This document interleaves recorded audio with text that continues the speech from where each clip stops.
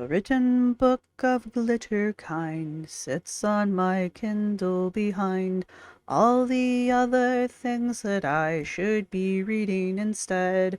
But here we are, so let's all critique this text in this react. Yeah, yeah. Oh, oh. Hey, hi, hello there. Welcome to an episode of An Anthropologist Reads Glitter and Lasers book, A Life Full of Glitter by Anna O'Brien. I don't know if that's how I've done the intros to all the rest of these, but there you go. I am an anthropologist by training. I am a retired archaeologist of 20 plus years. I don't know why I say that. Mainly because I quit counting after 20. I am old. And the reason that I'm reading Anna's book is because she wrote it. I mean, why else do you write a book? But also, I started off, I was like, oh, Anna wrote a self-help book and then classified it under feminist theory. Okay. What the hell is that about? And now it has just become a very, very eye-opening look into not only Anna's past, but also Anna's mind. Like, the stories in this, see my pushing stickers, are stunning. And we are on chapter 3. And oh my god, you guys. I don't know how long this video is going to take because there is a lot. We're not going to take more than an hour. All right. Before we get much further, though, I want to say thank you to everybody who's been supporting the channel. We are past 4,000 at this point, and there is a thread. Is it a thread? There's a post in my community tab asking for questions for the upcoming AMA. I'm going to be taking questions until Wednesday. Today is March the 5th. Yes. So tomorrow is going to be the last day. Tomorrow as of today. Can I make it more complicated? Ooh, that's a good point. This video is not even going to come out until tomorrow night, so... Well, get those questions in. Thank you to my subscribers. Thank you to my members. Thank you to everybody who's going to hit the thumbs up button. Ding. Eventually, I'm going to put new nails on, and then I will reveal them to you. But for now, we're going to use the hands of shame, so you can't see how nasty my nails look. And to the weirdos who, like, comment about, your nails are disgusting. Is that the only thing you see when you watch these videos? Dude. Anyway, and yes. My nails could use some TLC. Are you offering? Is that the other end of this? All right. Anna's book, chapter 3, is called Comparison, the Good, the Bad, and the Ugly. Because everyone who has ever written anything and thought it was clever has used this. To the point where I swear to Jeebus, if I see this in anything else, I'm just going to roll my eyes so hard I will probably give myself an aneurysm. We start off with a quote by Judy Garland. Always be a first-rate version of yourself instead of a second-rate version of somebody else. I mean, it's Judy Garland. Like, what else can you say? I like Judy Garland. Leave me alone. But we open with this. Sometimes it feels like we have to fight against treating each day as some sort of judged competition. And it's a good way... I have notes. It's an interesting take. Basically, I think Anna's point here is that, like, we all have judgmental self-talk, and we evaluate ourselves, sometimes harshly, throughout the day. And some of us keep score of what we're doing throughout the day, and that score justifies our humanity to ourselves, our value, our self-worth to each other. Anna is, again, in no way creating, like, a new idea or presenting it in a new kind of way. She writes a really funny paragraph about one of her days as if it's being viewed by a sports announcer. And it's funny. She is funny. Anna can be funny. I'm sorry. I don't have... Unlike the other girls, I don't have anything against Anna. And I do think she can be funny. I think Amber can be funny too. But this isn't Amber's book. Anyway. We get to a part where she says, if there's no scoreboard to life, why do we often feel like we are constantly in a competition with ourselves, with others, and with the world around us? And this kind of explains Anna's worldview. I don't feel this way. And I know I'm not alone. I'm not like, I am a superior being. I have reached enlightenment. I'm not about that. Anna seems to view life as a constant comparison of herself to others. And that does come across pretty clearly in pretty much all of her videos, where Anna is constantly trying to show us that she's just as good or better, usually trying to show us that she's better than non-obese people. For Anna, it is a constant competition, a constant comparison battle. She's trying to win some kind of popularity contest. Anna has to be remembered at all costs. These kind of things. Anna wants to live rent-free in your head because she made such an impression. She's a pick-me girl. In like the most vibrant sense of it, you know? Hey, I love you, but don't do that. Really? Nobody wants to see your cat butt. You're lagging.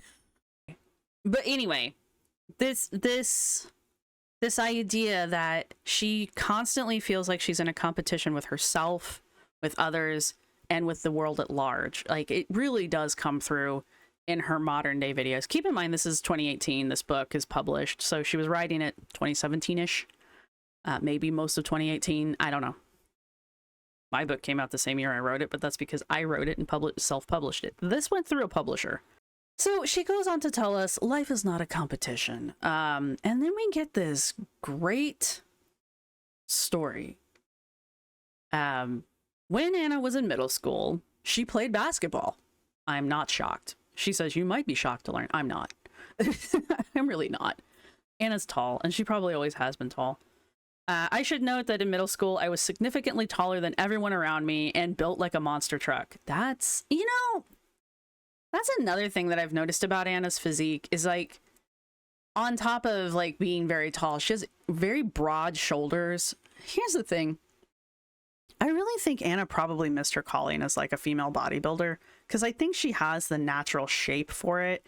And I feel like she's probably one of those people that might put muscle on fairly easily if she were to work at it. Does that make sense? But alas, we did not go that route. And then she goes on to tell us that intimidation is what she brought to the court. Okay, so she says she let her mom cut her hair into a bowl cut. She wore a pair of 1980s Coke bottle glasses with an elastic band. And this line, I most definitely looked like a scary 40-year-old librarian who was going to punish you for returning your books late. Intimidation is what I brought to the court.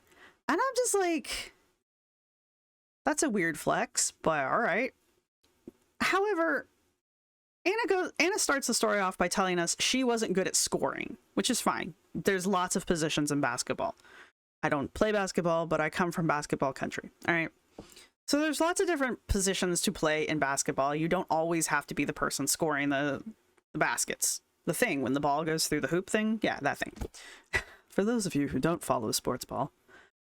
So Anna ends up playing defense is basically what this is. And like somebody who's like super tall and built like a Mack truck is probably a good person to be playing defense in basketball, especially if you have any athletic like capabilities, which I assume she had some to be playing basketball. So this idea that she was just, she couldn't be the star player. She couldn't be the one scoring the points, which is usually the star player. So she had to be the most intimidating person on the field. And it's just with Anna, it's all or nothing. She couldn't just be a basketball player. She couldn't just have been a person on the team. There are numerous people on a basketball team. It's not just the person shooting hoops and the person blocking. Like, there's other people on the field. They call it a field. I don't know. I don't actually care that much either. My point is, Anna couldn't just be a team member, a teammate, an assist, the one protecting the person with the ball. She couldn't be that. She has to be the biggest, baddest bitch on the field. It's okay to be average. Like, this is something I really hate about society in general. And I noticed this starting when I was like a child myself. I was very enlightened. It's okay to be average. You don't have to be the best at everything. It's okay to just exist. Why is that such a crime against God and man? Like, it's okay. You don't have to be the number one, the best, or the absolute worst. You can just be the average. It's called an average for a reason. And I'm not just talking to Anna. Like, anybody can be that. Like, it's okay to be average. Anyway, so Anna uses this as an example to teach us about life. And she's using this as an example, this to actually use the basketball game as her example. And her example is that the basketball game has a set of rules. Basketball has rules. There's an allotted amount of time. There's an objective. Your point is to get the ball through the hoop as many times as possible in your allotted amount of time, and to prevent the other team from doing the same. The team with the most points wins. All right? That's how sports work. Basketball has rules. Games have rules, and they have a beginning and an end. And that's a negotiable thing. Like, not negotiable. That's an expected solid thing. But life has no real set of rules. We don't know when it's going to end, and who knows when it really begins, and very philosophical here. And because there's no rules, you get to make them up as you go along. She's not wrong, I guess. Society has rules. But again, those rules are usually decided upon by the society of the time, and those rules will change throughout time, which is what makes anthropology interesting, because that's one of the things we look at. Anyway, she says, part of the joy of living is getting to define just what kind of awesome you want to add to the world. And my note, like being the most annoying person in the office. And that's the thing. This goes back to my, it's okay to be average. It's okay. You don't have to be the one. If you want to go change the world, knock yourself out. But you don't have to. You don't, and it's okay if you don't feel like you want to. I don't understand people with this, like, you must be the best. You must be the most unique. You must do something amazing while you're alive. And if you're not doing that, then your life is completely wasted. Get out there and start a movement. Become a great civil leader. Create the next mousetrap. It's like, it's okay, y'all. It's fine. Take a breath. And then she starts going on, like, this is what I'm talking about. This book tells us so much about Anna. She says, many would argue that life does have sets of rules or a moral code. Okay, cool. Yeah. I just got done saying that. Again, shifts throughout time, shifts throughout society, shifts throughout culture, yada, yada, yada. But then, like, the examples she chooses to pick are the ones that, like, really blow my mind here. One of her examples is, don't steal your best friend's man, no matter how fine he is. Okay. I mean, I guess that's an example, but, like, why that one specifically? Don't kill your neighbors who like to party at 3 a.m. on a Tuesday. Okay, I mean, I guess you could, of all the things that you could have talked about, they're very, like, aggressive examples. I guess, I don't know, it just kind of, like, it hit me a little weird that it was those. Her third one is, don't gossip about Cindy's deviated septum surgery.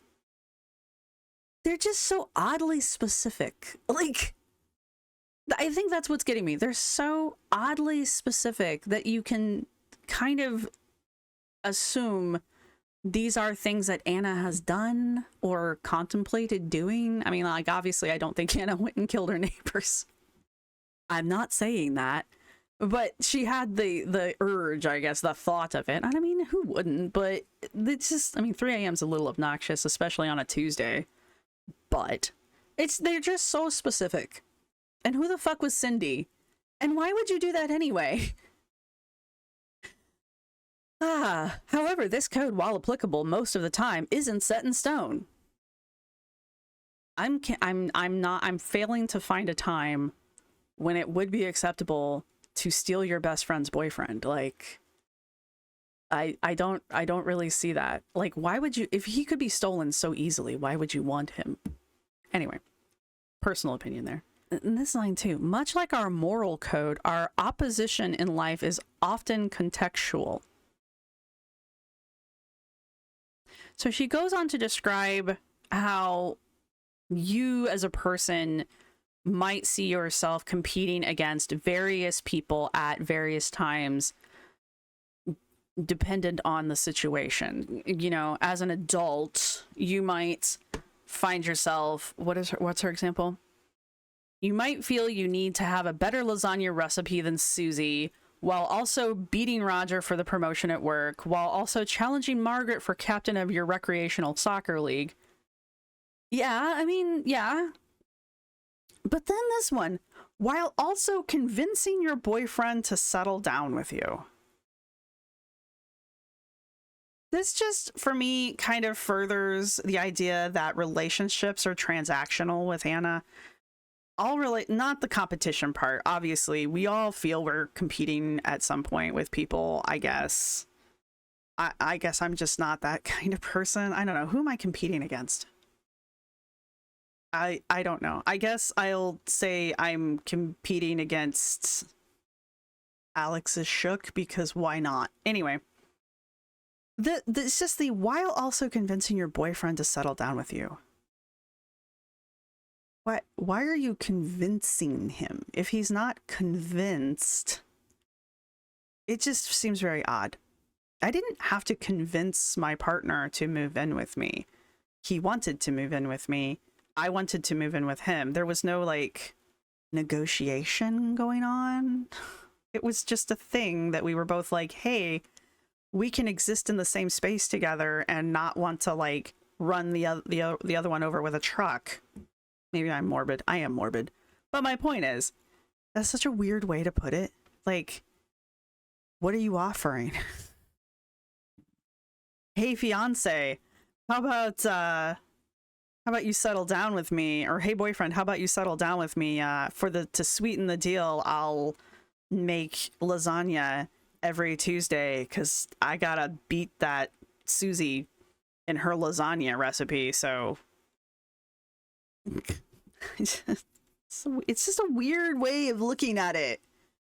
And it's a very competitive way of looking at it. Like, you can't wait for somebody who wants to move in with you. You've got to convince them to move in with you. She says, heck, we don't even know when the game started, referring to life. I hardly think the first thing we think popping into this bright, beautiful world is, quote, I'm so glad to be out of that woman's uterus. Now, Anna, again, keeping the game analogy going, which the game analogy is also interesting because remember way back in chapter 1. Anyway, remember all the way back in the first chapter of this book where Anna is talking about, I forget what she called them, but basically the men in suits who talk motivational smack on the stages and how, like, they had the perfect hair and yada, yada, yada. A lot of motivational speakers, in my experience, not all of them, but a lot of them, especially the men, will refer to the game. Like, they will use game analogies, sports analogies, sports examples. It's a very motivational guy thing to do, especially back when Anna was first getting exposed to them. I think a lot of the dude bros now are talking about, like, working out and stoicism because, like, they fucking know what stoicism is, but whatever. I watched this video this one time. So how many philosophy classes have you taken? Yes, I'm gatekeeping. Anyway, so she talks about getting us, the ones reading the book, out of the game, because Anna has already left the game, by the way. This is 2018. Anna's no longer playing the competition against others game. This is another moment where she's really telling on herself a lot here. It's not, quote, I need to be the best, end quote. Instead, we are taught that we must be everyone else. We must beat everyone else to be the best. We're led to believe the competition is not only a good thing, but necessary to motivate us to be our best. And I'm just like, she had a very aggressive upbringing. Like, she had a very aggressive upbringing. Somebody somewhere in her life was really pounding it into her that, like, she had to do and be and succeed and excel. And I think, personally, this is my opinion, I think that explains a lot of her behavior that she was talking about at the beginning of the book, where she's like, I was very rebellious. I kind of can see where that's coming from, honestly. But because of that, she seems to see everything and everyone as competition and as a threat. So everything in her life is a competition against someone else, and every person that she encounters is a threat. And I'm just like, damn, I'm glad I wasn't raised like that. And then she goes on to talk about, I want to change the color of this, hang on. She goes on to talk about Alfie Cohen, an experienced researcher of human behavior. That's not a citation. Close, but not a citation. But at least you tried. And then down here, she starts to give us tips on how to remove ourselves from the game, as we shall now refer to it. The first step is to recognize and acknowledge how you currently measure your personal success against others. I just highlighted that because I was like, yeah, Anna, it is. It is time to sit down and self-reflect. She didn't. Here's something, though. She's talking about milestones that we have, we being the people. Milestones, for example, weddings, having kids, and advancing at work. And I feel like that this is the curse of every post-boomer generation. And maybe some of the boomers also felt this way, but it was a lot easier for the boomer generation to do all of those things because A, the economy hadn't crashed yet, because they hadn't wrecked it yet. Fight me. And also, things were just kind of cheaper back then, and it was just easier to do this stuff. And that is actually documented. Sometime we'll talk about it, I guess. But it feels like, and I know the millennials will certainly agree with me on this one, but it feels like that there's this pressure to prove your adulthood by moving out of the house, getting a job, getting married, having children, advancing in said job, retiring at an early age, having the biggest, best house. You know, it is, there are markers that our parents, the boomers, hold us to. And I'm not a millennial, but I think Gen X also suffers from this. It's just, you know, Gen X doesn't apparently exist. So anyway, but I feel like every generation post the late boomers are being held against these milestones that just simply are not achievable, and also aren't true markers of happiness and or success. If you're catching my drift, like you don't need to be married, you don't need to have kids, you don't need to have the biggest, fanciest house. You may want to move out, but for some people, a lot of people, that's just not financially possible. You know, that kind of a thing. Anyway, back to the book.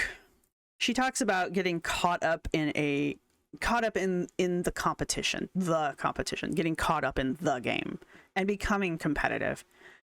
Once we get caught in the competitive vortex, we are pretty good at turning the dumbest and most meaningless things into opportunities to win. I kind of see where she's coming from with this, actually, because like sometimes you do find yourself like wanting to be the best at something weird, and it's because it's caught your attention, or like you really just don't like the guy who is the best and you just need to knock them down a peg. Like, I feel that, I do.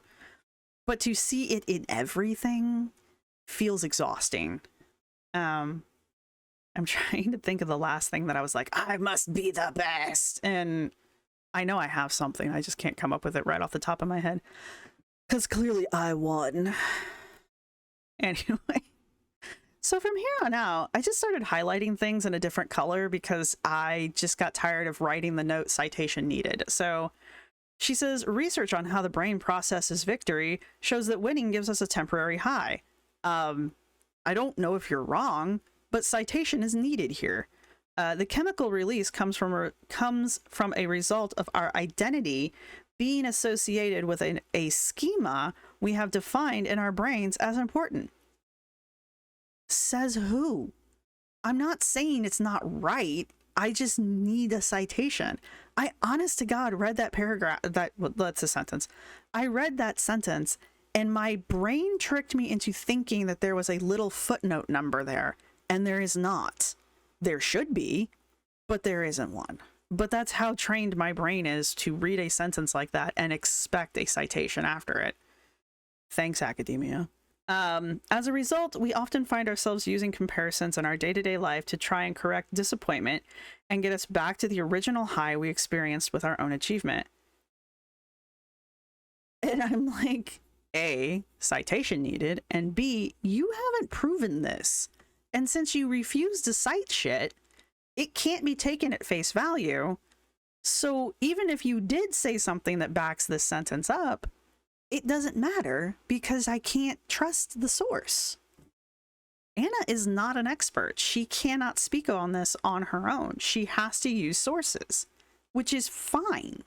Lots of great writers do that. This isn't it, though. Mary Roach is an excellent example of someone who is not an expert in the things that she writes about, but her books are well researched. And she talks to, like, what's the one, the astronaut one? Anyway, I'll have to look up the name of that one. That one's really funny. But there's like a whole section in there where she's talking about farting in space. And she's actually talked to astronauts about it. And yes, they do exactly what you're thinking of right now. See who can get across the room the fastest. It's a great book. So then, to be sure that she's making this as science-y as possible, she starts talking about downward and upward comparisons. And I want to believe that this is a thing. It sounds like it could be a thing. Again, there's nothing to back it up. And instead of saying something like, I call it a downward comparison, or I call it an upward comparison, and creating her own terminology or owning it as her own terminology, which would be acceptable in this case. Like, she's writing a book to tell us how to be happier with our lives. It's okay for you, the author, the one giving the advice, to create terms that you will use throughout the book to help us conceptualize these ideas. That is perfectly acceptable. She doesn't do that. This she's claiming is something that everyone uses. Who's everyone? Who are these people? Citation needed. Cite your freaking sources. So in the downward comparison, she says we all want to be cool in our youth. Some of us don't grow out of that, apparently. Do you remember all the things you got into just because everyone else was into them? I'm sure a lot of people did. I did not. And that's actually why I didn't have a ton of friends, because I refused. I had the worst taste in music, and I still do, and it's fine. I don't want you to like my music. It's mine. But here we go into... Here's one of the stories that is just mind-blowing. And it really does tell us more about Anna than I think Anna meant for it to.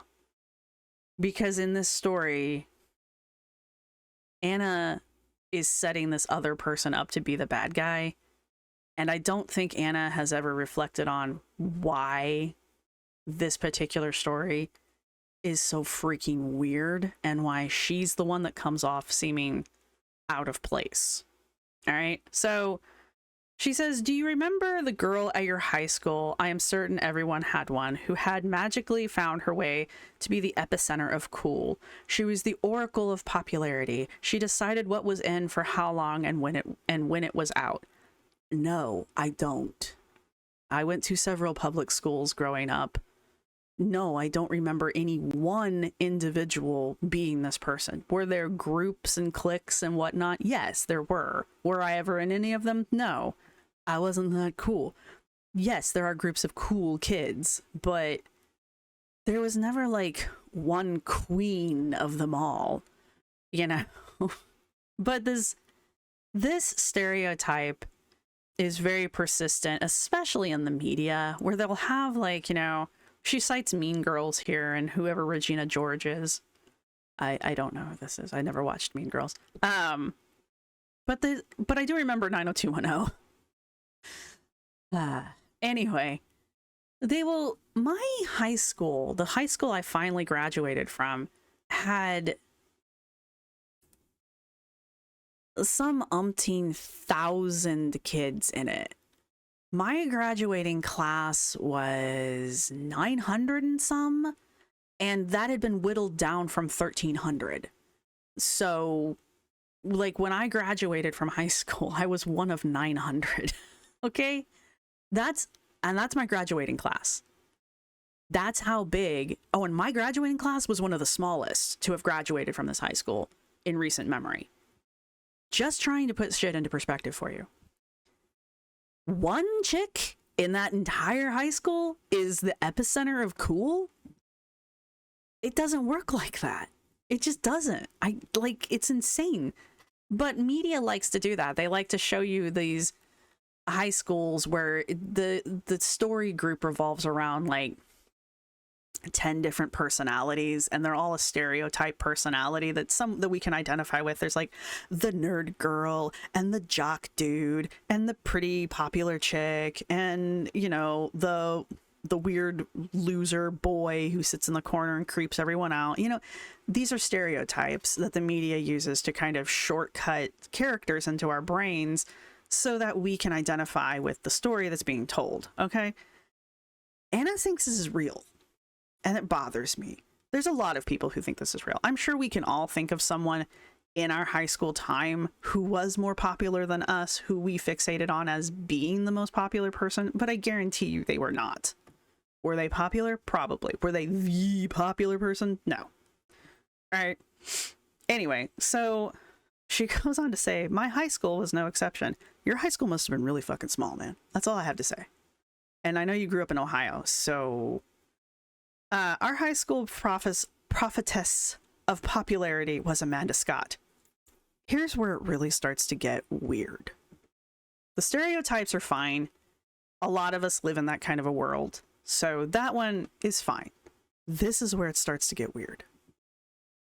She says popularity was Amanda Scott. That's not her real name because I'm a nice person. I mean... I'm pretty sure if you put their real name in a book like this and then proceeded to write what you wrote, they could probably sue you for slander. Or what's the one that's written? Liable? Anyway, I have to remember my my Spider-Man. Slander is spoken. Liable is written. Anyway. She goes on to say, I wanted Amanda to like me so badly that I thought maybe if she knew all the hard things I was dealing with at home, that she would befriend me or at least be kinder to me. So, Amanda, that's not her name. She's got a thing with A names, by the way. So Anna had a crush on Amanda, it sounds like. Not like that kind of a crush, but just kind of like a girl crush, you know, like a guy crush. And she says, so I wrote Amanda a note. This is high school, by the way. I told her absolutely everything I was going through, every gory detail. I told her how sad I was. I told her how much I looked up to her. I poured my heart and soul into that college-ruled piece of paper and then slid it into her locker and waited. High school. This is weird.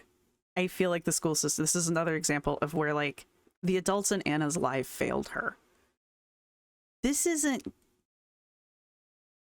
So the story is that Anna decided to trauma dump on this girl that she had a crush on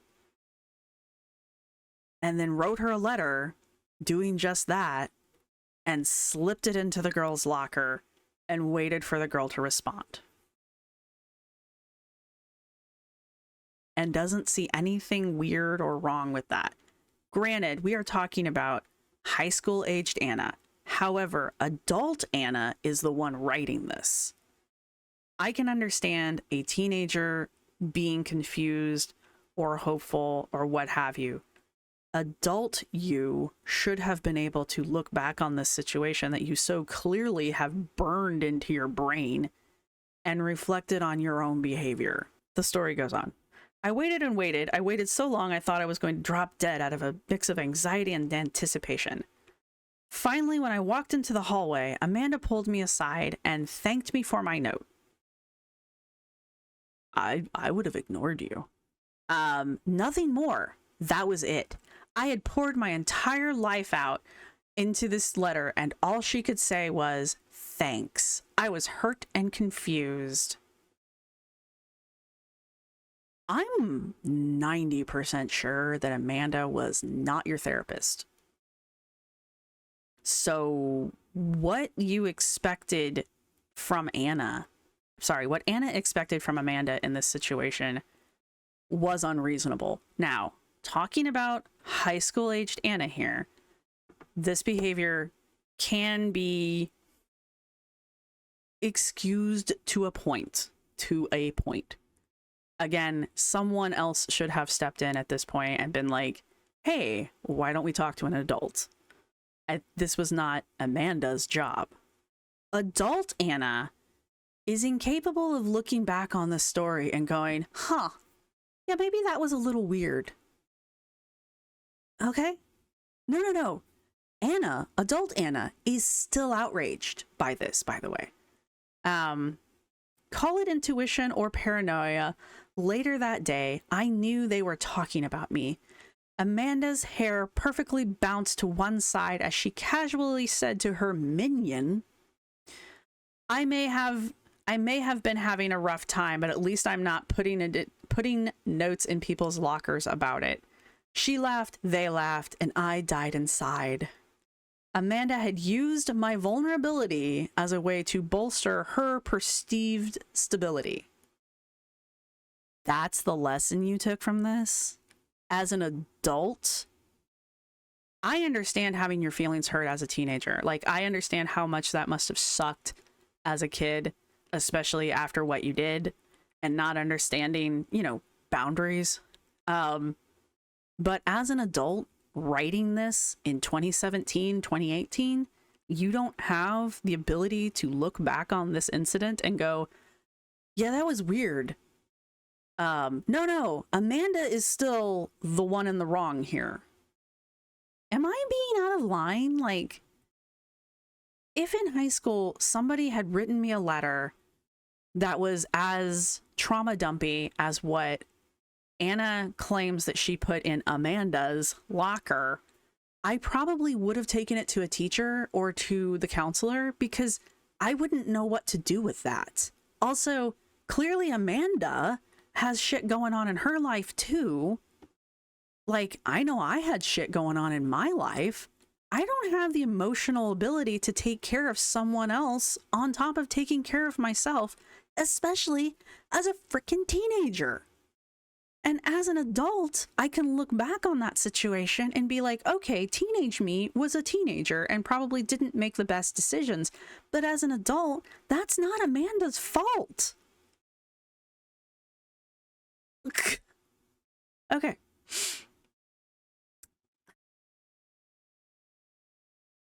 Amanda's comments about my note provide a perfect example of what sociologists call downward comparison.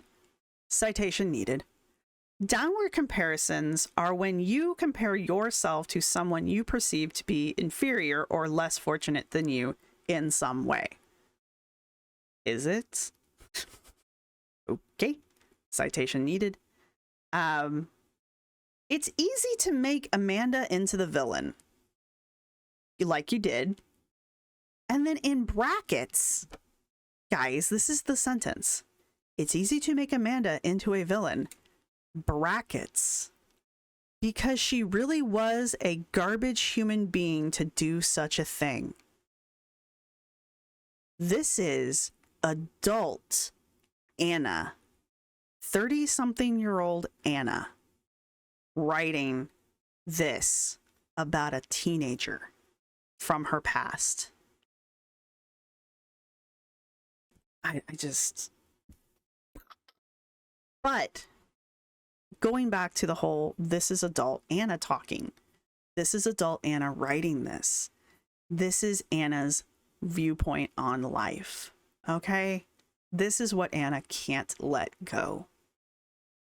It really does kind of explain things like the running incident that supposedly happened, where one of the joggers on the trail that Anna was running on told her, good job getting out there. And even though Anna admits that it was said with the best intentions, Anna decided that it was dehumanizing and that she needed to confront the woman the next day about it and ask her, do you know who I am? No, she was just giving you a compliment while you guys were just giving you encouragement while you guys are running. But it does make that make sense. Anyway, she goes on to say, when we make these types of comparisons, as we discussed earlier, our brain releases dopamine, which improves our self-worth temporarily. I don't know if that's true or not, but Anna needs to cite her sources. Just saying sociologists say, well, that's cool. Which sociologists? They write papers. They put their names on things. They publish them in journals. Like, they want you to tell people who they are, what their studies are, and what they found. That's the whole point. Okay. I told you this is a lot. Upward comparisons. Upward comparisons are the opposite of downward comparisons. Both are apparently toxic. Citation needed. When I was in elementary school, I somehow got it into my head that I was meant to be a cheerleader. This is the setup for the story, okay? This one's not as bad, but it's still pretty eye-opening. She goes on to say this is strange because she doesn't even like sports. She says, if you want to shoot some hoops, I'm game. I'd like to see that. Want to watch someone else shoot hoops, and I'll be over here playing Super Mario Brothers on my Game Boy until the monotony is over. And I'm just like, glad to know you're capable of engaging with other people and their interests and not just your own. I get that people don't like the sports ball, but, you know, if that's an important thing in your friend or your partner's life, you could at least pretend to tolerate it. It wouldn't kill you. People are allowed to like things. And if you don't like it, you don't need to sit in the corner and sulk in contempt while the other person is trying to enjoy whatever the hell it is that you don't like. She says, on top of all of that, even as a little kid, I have always been my own rainbow of sorts. You know, when you see videos of elementary school choral concerts, choral concerts, and there's just one kid on the stage doing whatever they feel like, living their best life. Yeah, that's what's going on. I was 100% that kid. No. I would never have guessed. From all of the things that you have told us in the first 2 chapters of this book, I would never have figured out that you were the annoying kid that couldn't focus long enough to participate in group activities. Never would have figured that one out. I never marched well to the beat of anyone else's drums, only my own. So how did I get it in my head that I was the perfect fit for a recreational activity, cheering on something I hate to watch in a manner where uniformity was not only encouraged, but required? I will never know. Anna doesn't know squat about cheerleading. And this makes it very clear. And I feel like Anna has never gone on to, like, explore what the hell cheerleading is. I was never a cheerleader. My cousins were, and I had several friends in high school who were cheerleaders because that's what you do.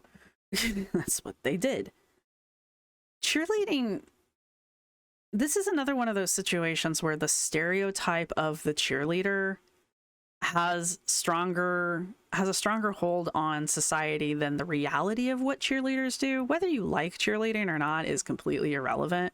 The reality of the situation is people think of cheerleaders and they think of pony-haired girls in tiny, tiny skirts throwing pom-poms in the air going, yeah, go team, go. And that's what Anna thought too, until she went to the tryouts, which were a debacle by her own accounting.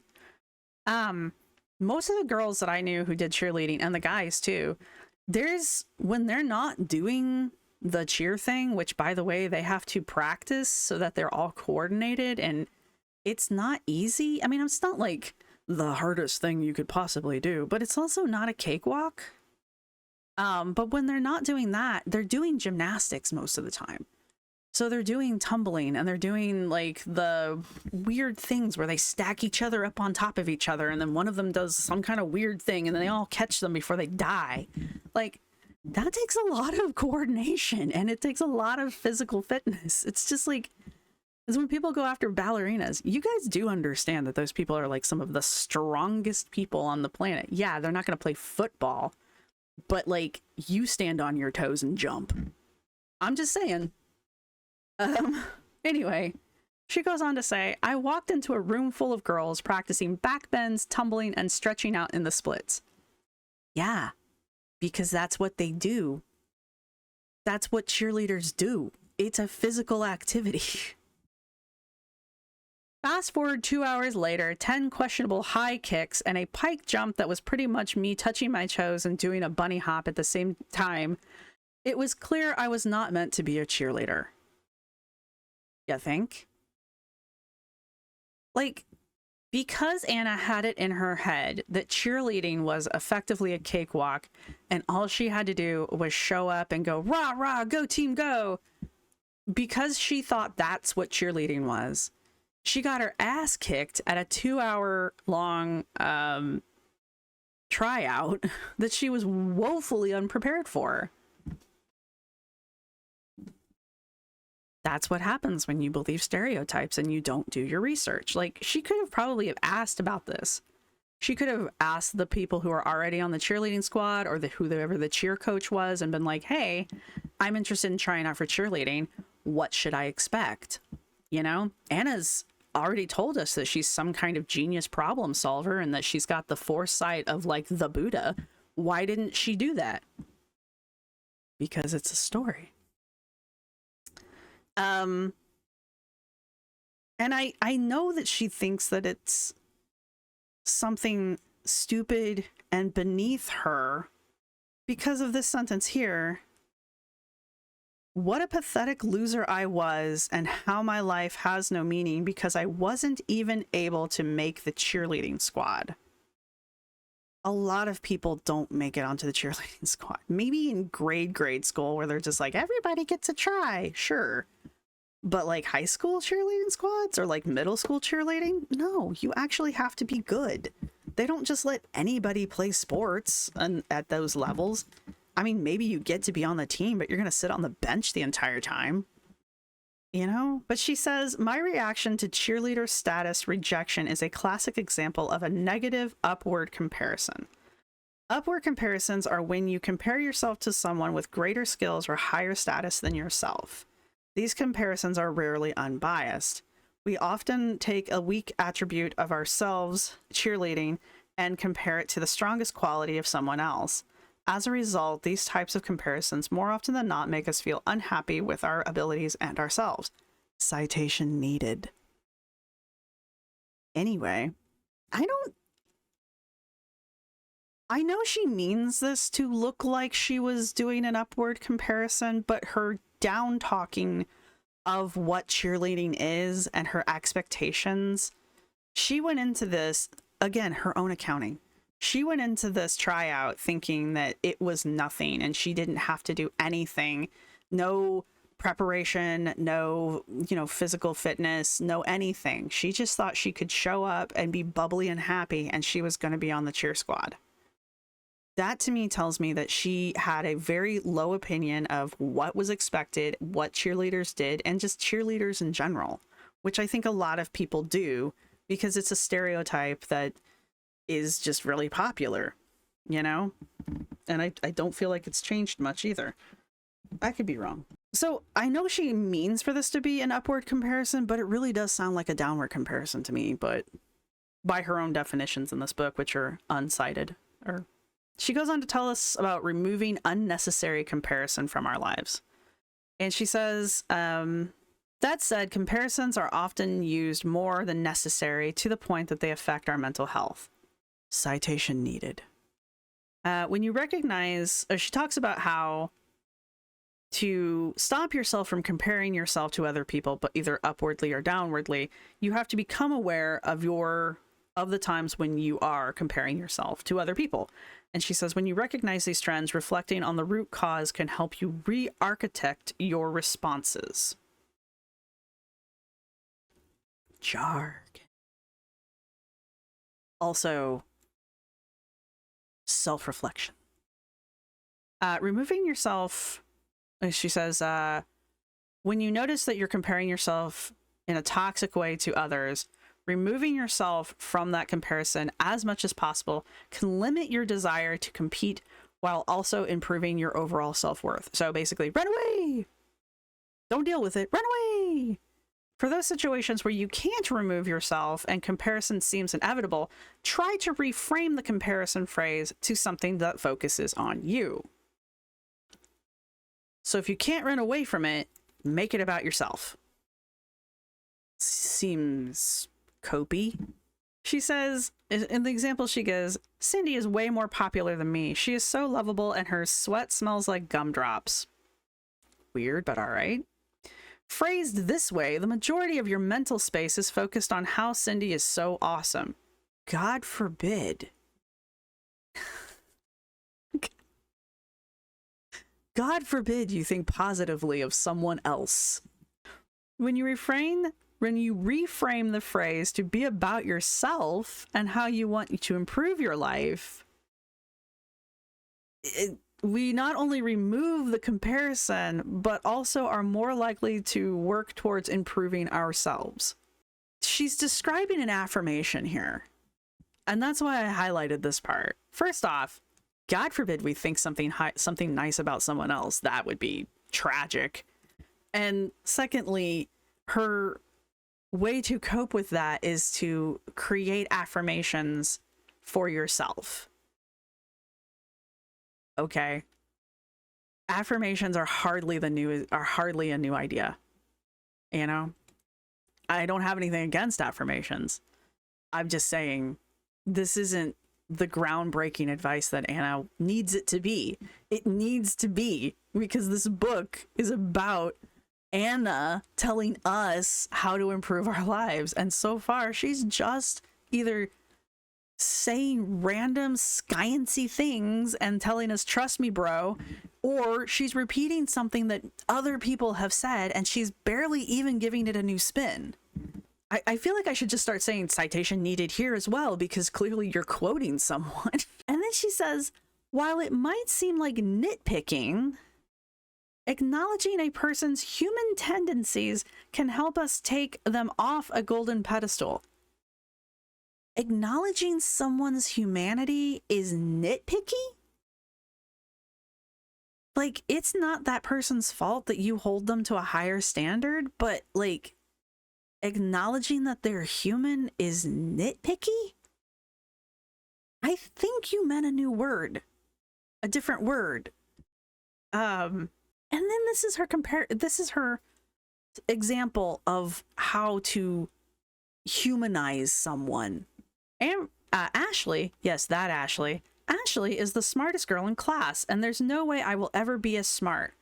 In this way, you put Ashley on a pedestal because of her intelligence. Dude, okay, I guess. Looking more closely at Ashley, you might notice that she is socially awkward and has a hard time making friends. Because obviously, intelligent women are also socially awkward and can't have friends. That's the stereotype. If you're a smart woman, you're isolated and are incapable of social interaction whatsoever. None of us have friends. Jesus Christ. Anyway, in this way, you humanize Ashley by acknowledging that she has amazing strengths like being super smart, It's a mutant power, apparently. But there are also things she's weak in. Social interaction. Poor, lonely Ashley. Why don't you go try to be her friend? Maybe some of that smartness will rub off on you. I'm just blown away by this. It's just, first off, God forbid we think something nice about Cindy. And then Ashley has to be the stereotypical smart girl who is also socially incapable of having any kind of human interaction because her superpower makes that impossible. You can't be smart and also popular, I guess. Ugh. That stereotype just rubs me the wrong way. And then there's this. And the reason why I highlighted all of this is because, again, of the stupid running saga and this whole BetterHelp thing. No, co-pilot thing where Anna's trying to rebrand herself in the modern era as some kind of health influencer fitness guru. Lastly, one of my favorite ways to improve comparison from my life, this is her speaking about herself, by the way, is to engage in activities that you don't intend to ever be the best at. If you enter that blank slate with the goal of not being something you need to be good at, you remove the pressure to succeed from the onset. I read that word for word. My problem here is just going off of, God, I've forgotten which name I'm supposed to be using now. Anna. So many A names. Just going over Anna's videos that I have seen and the TikToks and the shorts and the reels and the this and the that. There is nothing Anna has ever done that she's not amazing at, including the stories in this book. Like, every one of these stories, even when they're stories of her getting in trouble, she's the brain, she's the mastermind behind it, or she somehow figures out a clever way to get out of it because she's so good at these things. And, you know, she was good at basketball. The only thing she wasn't good at was cheerleading. But she was never a cheerleader anyway because they're just cheerleaders. Okay. So that's why I'm like, maybe I'm just being snarky at this point because this was a lot. Maybe that's the way it is. But I'm just like, is there anything that Anna has ever done in her life that she wasn't the best at by default? Like, is there anything Anna's not good at other than losing weight? And then she gives us the 5 ways to reduce comparison. Acknowledge, take time to mentally note or keep a journal of when you make comparisons in your day-to-day life. Look out for triggers. Be on the lookout for people, places, and things that trigger you to compare yourself. Cut out these negative influences to reduce your pressure to compete. If you find yourself feeling like you need to compete, avoid it at all costs. Reframe the comparison. Turn comparison thoughts into statements that put you and the goals you want to achieve at the forefront. Just make yourself the main character. Just, you know, if you feel yourself comparing yourself to other people, just make yourself the main character. Humanize comparisons. Even out the playing field by recognizing both the strengths and weaknesses of those you compare yourself to. Okay, try something new. Try a new activity or hobby and put your focus on enjoying the activity versus being the best. That is the only piece of advice in here that I would think is like actually good advice. This chapter, you guys, it's so much. And yeah, and chapter 4 is self-love, acknowledging your worth. I can't wait to read this chapter. If you've made it this far in the book, put a cheerleader icon or cheerleader emoji down in the comments section. I think there's male and female cheerleaders now. So put that down in the emoji section. Let me know what you guys think. Maybe I'm a different kind of person. Maybe I'm weird. Maybe I'm the weird one. You know, maybe that's the thing. But like, her stories are all from her childhood. There's very few stories, and this is chapter 3. There's very few stories about her college or post-college life. Like, her adult life. There haven't been many stories about her adult life, except for the one where she tells us how she was like the world's most annoying coworker. So everything she's telling us is shit that she did as a kid. And these stories that she's telling us are very revealing because they're just so telling. And they really do kind of point out Anna's outlook on life, because though these are stories about Anna's childhood, the lessons that she wants us to take away and the interpretations of the stories are being done by adult Anna. And so this whole thing that Amanda, whatever her name was, is a garbage human being. You mean the high school girl who didn't do anything to you in high school? Like, she didn't do anything. She said thanks for the letter, and then later was talking to her friends in private, and you were eavesdropping. That's not Amanda's problem. It's not Amanda's fault. Like, it's not like Amanda came up to you after you put the letter in her locker and was like, thanks. You even said, she said thank you. She was trying to be nice. She was doing the thing you had hoped she would do. Okay, with her friends later, she was like, this is weird. That was weird because it was weird. Okay? Like, as an adult, how are you not looking back on that situation and being like, yeah, that wasn't the best way to handle that? How is Amanda still the trash person here? I'm not saying Anna is trash. I'm saying Amber, or whatever the hell her name was at this point, was not. Amanda was not. There are too many A names. Just too many goddamn A names. This is at least an hour long at this point. Let me know what you guys think. Remember, your emoji is a cheerleader. I'd pick a topic. Pick something. Let me know what you guys thought about it. There was a lot here. And yeah, I will see you all when I read chapter 4. And once again, have my brain exploded. You guys, I honestly did not think I was going to enjoy this book as much as I'm enjoying it. I honestly thought this was going to be a really quick read, and it was going to be just a lot of vapid bullshit. And though there is a lot of vapid bullshit in here, there's a lot in here. There's just a lot going on in here. So anyway, I will see everybody in the next one. Bye. This is my outro music. You can't copyright strike me because it's just me singing. This is my outro music. Thank you for watching. See you next time.